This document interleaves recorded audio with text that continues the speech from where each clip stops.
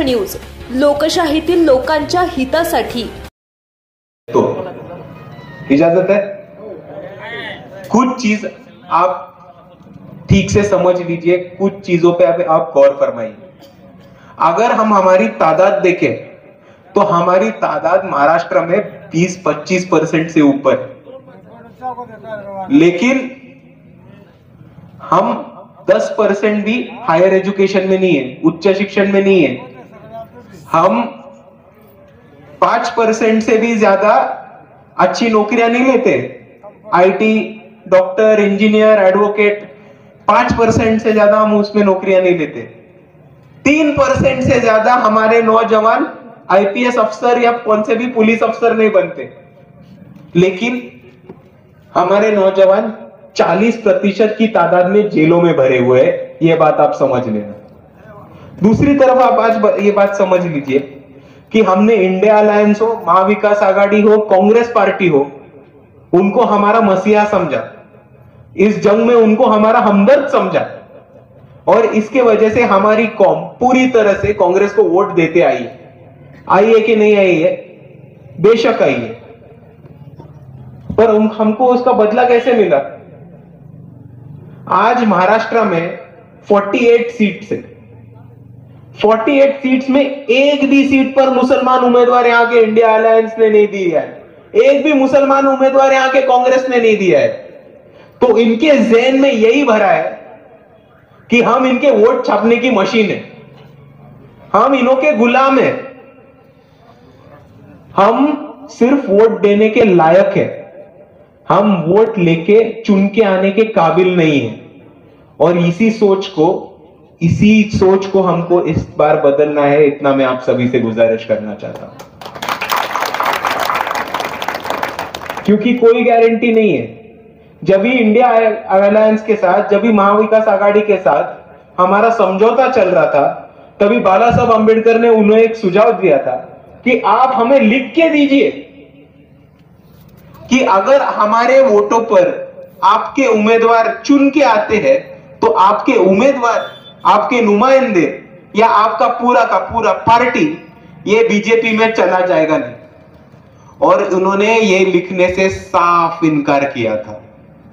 अभी आप बोलो, जो आदमी इलेक्शन के पहले ही हमको ये लिख के देने से इनकार करता है कि हम भाजपा के साथ नहीं जा सकते, तो आपको कौन सी गारंटी है कि इलेक्शन के बाद वो भाजपा में नहीं जाते?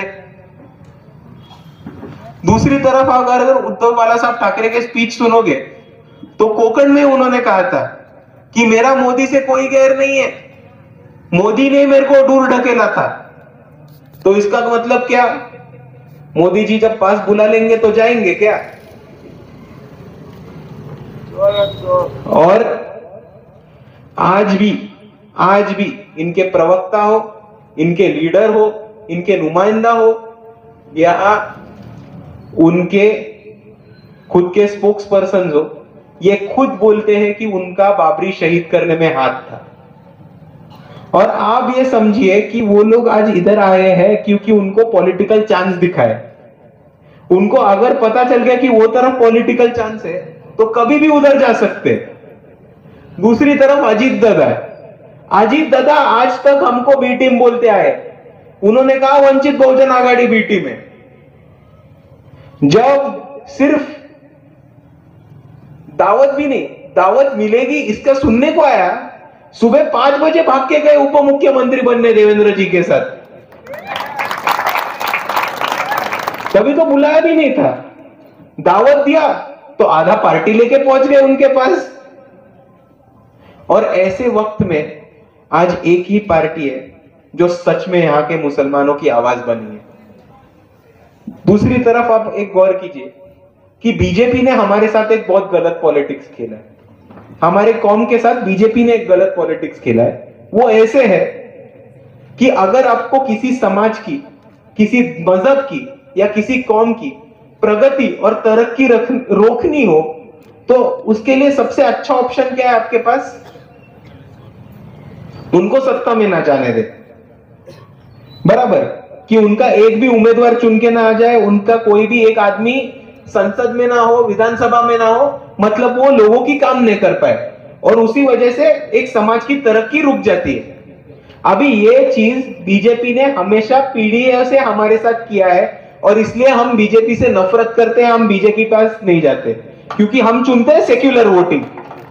पर दूसरी तरफ आप सुन लो कि जो लोग सेक्युलर वोटिंग का नाम बोलते हैं, जो लोग सेक्युलर वोटिंग का नाम बोलते हैं, वो भी आज बीजेपी के ट्रैप में फंस गए। आप इतना समझ लीजिए, क्योंकि बीजेपी के लोग और खुद नरेंद्र मोदी जी ये बोलने लगे कि कांग्रेस पार्टी का जो जाहिरनामा है वो मुस्लिम लीग का जाहिरनामा है, कांग्रेस के वजह से घुसपैठिया हमारे देश में घुस गए हैं और कांग्रेस अगर सत्ता में आई तो लोगों की जायदाद लेके वो यहां के मुसलमानों में बंटना चाहते हैं। ये बीजेपी बोल रहा है। भाई देखो, बीजेपी नफरत का और जुल्म जाति का ही राजनीति करता है। वो ये बोलेंगे, उनका काम है ये बोलना और वो ये बोलते रहेंगे। पर दूसरी तरफ उन्होंने कांग्रेस पे जो दबाव डाला है, उन्होंने कांग्रेस पे जो प्रेशर डाला है, उसके वजह से कांग्रेस भी मुसलमानों के हित में बात करने के लिए तैयार नहीं है। 48 सीट्स में से एक मुसलमान उम्मीदवार नहीं दिया। 40 पन्नों का जाहिरनामा लिखा कांग्रेस पार्टी ने, एक लफ्ज एनआरसी सीएए के खिलाफ नहीं। पर आपको दूसरी तरफ दिख रहा है कि मोहम्मद अखलाक का मॉब लिंचिंग हो, पहलू खान का मॉब लिंचिंग हो, कश्मीर में आसिफा के साथ हुआ हादसा हो, पुणे में शूटिंग हुए ट्रेन में पुलिस अफसरों ने दाढ़ी टोपी रखी थी इसलिए हमारे मुसलमान भाइयों को गोली मारी, वो हादसा हो, अकोला की दंगल हो, लातूर की दंगल हो, सांगली की दंगल हो, सोलापुर की दंगल हो, हमारे नौजवानों को टीपू सुल्तान और औरंगजेब के स्टेटस रखने के लिए अरेस्ट करने की राजनीति हो, उस पे आवाज उठाया है किसी ने तो सिर्फ और सिर्फ बाला साहब आंबेडकर और वंचित बहुजन आघाड़ी ने। दूसरी तरफ एनआरसी सीएए के खिलाफ कांग्रेस पार्टी लफ्ज बोलने के लिए तैयार नहीं है। महाराष्ट्र बंद कर दिया था पूरा 24 घंटों के लिए वंचित बहुजन आघाड़ी ने एनआरसी सीएए के खिलाफ। दूसरी तरफ आपको आज एक भी ऐसा नेता दिख रहा हो जो खुल के फलस्तीन की आवाम के लिए आवाज उठाता हो? बाला साहब आंबेडकर ने मुंबई के आजाद मैदान में एक पूरा मोर्चा निकाला और दुआएं मांगी फलस्तीन की आवाम की अमन, शांति और खुशहाली के लिए। लेकिन आपको महाराष्ट्र में एक भी ऐसा नेता दिख रहा हो जो फलस्तीन की आवाम के लिए आवाज उठाता रहेगा? तो बिल्कुल नहीं दिखता है। और उससे भी ज्यादा बाला साहब आंबेडकर ने और वंचित बहुजन आघाड़ी ने महाराष्ट्र के विधानसभा में एक बिल पेश किया था कि यहाँ के जो माइनॉरिटीज है, अल्पसंख्यक है, जैन हो, मुसलमान हो, उनपे जो जुल्म जाती होती है, उनपे जो अत्याचार होता है, उनपे जो वायलेंस और हिंसा होती है, उसके खिलाफ प्रोटेक्शन के लिए एक बिल रखा जाए। और बाला साहब आंबेडकर का ये जिद था कि उस बिल का नाम आलमगीर टीपू सुल्तान के नाम पे रखा जाए। और इसी के ऊपर आज जहां हमको दिख रहा है कि महाराष्ट्र में एक भी मुस्लिम का नुमाइंदा ये महायुति ने नहीं दिया, ये महाविकास आघाड़ी ने नहीं दिया, वंचित बहुजन आघाड़ी से छह मुसलमान उम्मीदवार खड़े रहे। और उसमें से एक ऐसी शख्सियत है अब्दुल रहमान साहब, आईपीएस, दूल्हे मालेगांव से खड़े हैं, जहां मुसलमानों की सबसे ज्यादा तादाद होती है, वहां से खड़े हैं। वो बहुत बड़े अफसर थे, आईपीएस अफसर थे, सेंट्रल गवर्नमेंट में काम करते थे, लेकिन 2019 में उन्होंने इस्तीफा दे दिया। इस्तीफा क्यों दे दिया? एनआरसी सीएए के खिलाफ। तो ऐसी शख्सियत जिन्होंने अमित शाह के मुंह पे जाके अपना इस्तीफा फेंक के मारा और बोला कि मैं ऐसे सरकार के लिए काम नहीं कर सकता जो एनआरसी सीएए जैसे काले कानून लेके आती हो, उस शख्सियत को लोकसभा पहुंचाने का काम भी बाला साहब आंबेडकर ने किया था। और मैं इसीलिए आप सभी से इतनी ही गुजारिश करना चाहता हूं, इतनी ही दरख्वास्त करना चाहता हूं कि हम सब के लिए लड़ने वाला, हम सब के हक की आवाज उठाने वाला, हम सब मजलूमों की, वंचितों की हक की आवाज एक ही है, वो मतलब बाला साहब आंबेडकर और वंचित बहुजन आघाड़ी। और मैं इसीलिए आप सभी को दावत देना चाहता हूं कि हम तो बीजेपी के खिलाफ, हम तो आरएसएस के खिलाफ, लोकशाही बचाने के लिए, संविधान बचाने के लिए लड़ते रहेंगे, लड़ते आए और लड़ते रहेंगे। आप सिर्फ इस जंग में हमारा साथ दीजिए, लड़ेंगे और इंशाअल्लाह जीतेंगे। और जाते जाते मैं इतना ही कहना चाहता हूं कि हमारे धाराशिव उस्मानाबाद के जो उम्मीदवार है, नुमाइंदा है, उनको ज्यादा से ज्यादा वोटों से जिताए। उनकी निशानी जानते हैं आप? क्या है? सुनाई नहीं दिया। Pressure cooker. बहुत प्यारा सिंबल मिला है अपने को।